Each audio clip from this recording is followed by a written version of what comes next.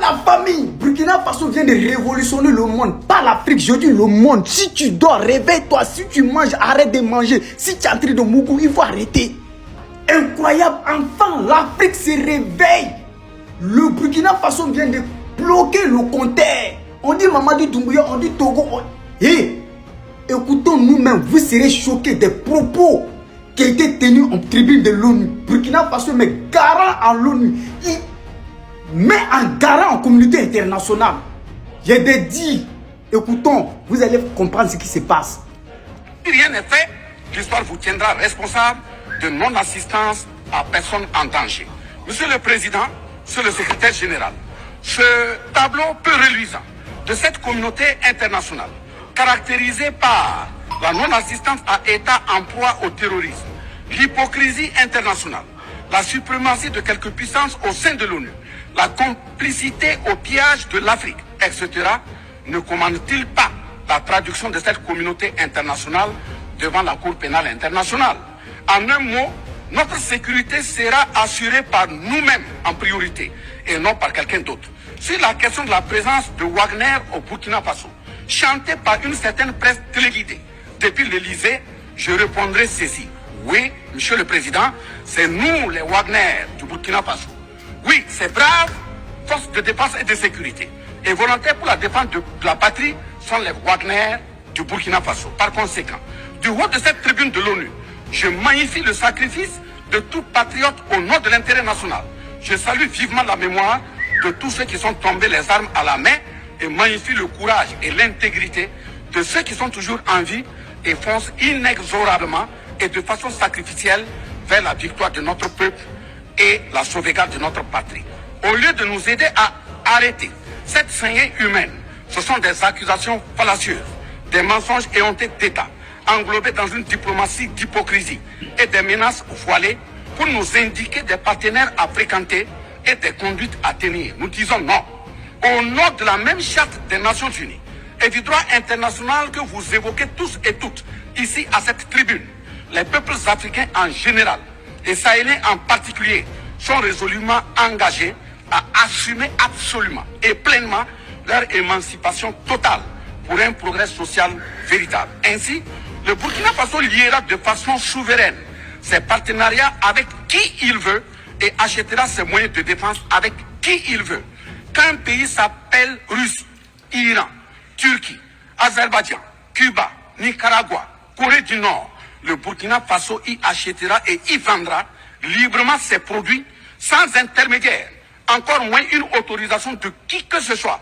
Et cela advienne que pourra.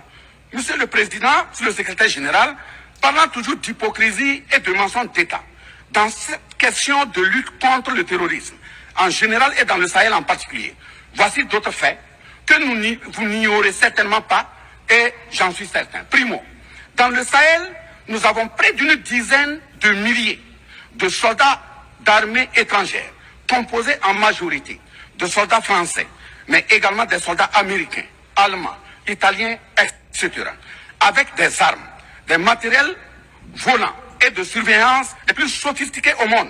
Et malgré tout, personne ne voit des colonnes de centaines de terroristes se déplacer pour aller servir la désolation et la mort, souvent avec des armes inimaginables.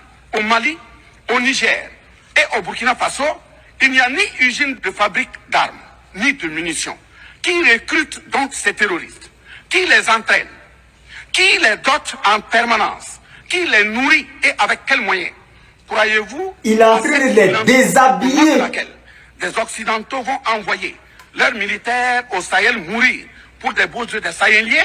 Si oui, qu'est-ce qui justifie les énervements et autres gesticulations puériles et diplomatiques dès qu'on dit à la France de déguerpir militairement?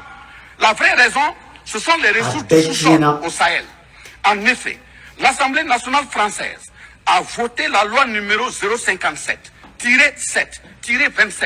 du 10 janvier 1957, parue dans le journal officiel de la République française du 12 janvier 1957, portant création de l'Organisation commune des régions sahariennes, OCRS, qui regroupe des parties du Mali, du Burkina Faso, du Niger, de la Mauritanie, de l'Algérie, etc.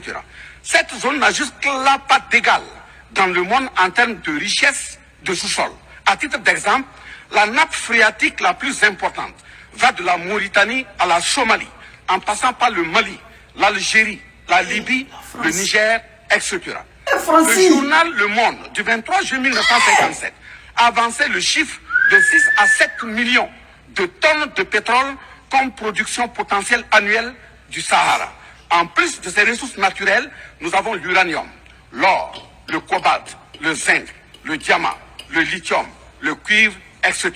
Si vous, les Occidentaux, vous aimez tant les Sahéliens pour y amener vos militaires, mourir au nom de la démocratie, de la liberté, des droits humains et de la paix, pourquoi tout le continent africain, qui compte 1,3 milliard d'habitants, dont le deuxième continent le plus peuplé, avec 30 415 873 km² et 54 États, n'a aucun siège permanent au sein du Conseil de sécurité avec un droit de veto.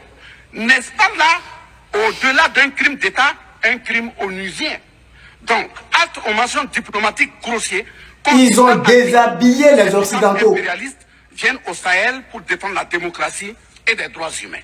Mais je vous rappelle que la première charte au monde sur cette question de droits humains de l'homme est bien celle de Kouroukan Fougan de 1236 au Mandé actuel Mali. De ce fait que les moralisateurs expansionnistes gardent leur rhétorique de respect des droits humains à géométrie variable pour leur terrorisme. C'est nous, on les a pris, droits de l'homme là. L'Afrique n'aime pas comparer les morts. C'est un manque d'éducation que de le faire. Par conséquent, je m'incline respectueusement sur la mémoire de toutes les nationalités ayant perdu la vie en Afrique en général et au Sahel. Ainsi, sur les sorties hasardeuses, condescendantes et malheureuses du président de la République française Emmanuel Macron, et qui frise souvent le ridicule, tout en se glorifiant d'une hypothétique condescendance sur les peuples africains, je m'impose le devoir de lui faire un petit cours d'histoire sur sa propre histoire. Voilà pourquoi les salles de classe sont faites pour que les enfants apprennent les cours et grandissent bien, que de s'adonner à autre chose, au risque de se perdre à jamais. Mais pour commencer, je précise qu'aucun peuple africain ne s'est opposé au peuple français. Il n'y a pas donc de sentiment anti-français en Afrique. Il n'y en aura jamais du fait de notre légendaire hospitalité et amour du prochain.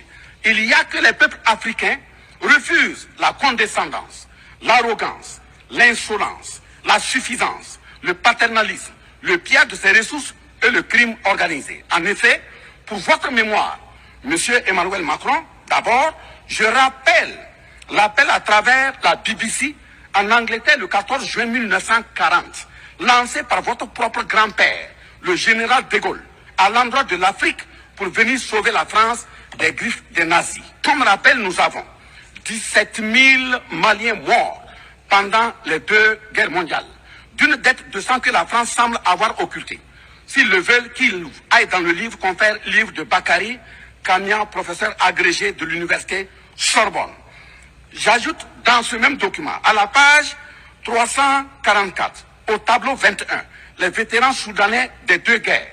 Il en résume un total du Burkina Faso, du Mali et du Niger à 82 208 combattants qui sont tombés.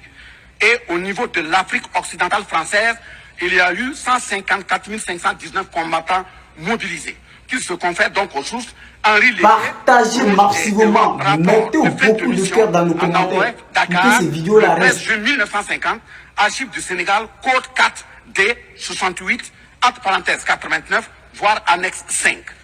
Le 17 novembre 1986, François Mitterrand, président français d'alors, en réponse au capitaine Thomas Sankara, disait ceci: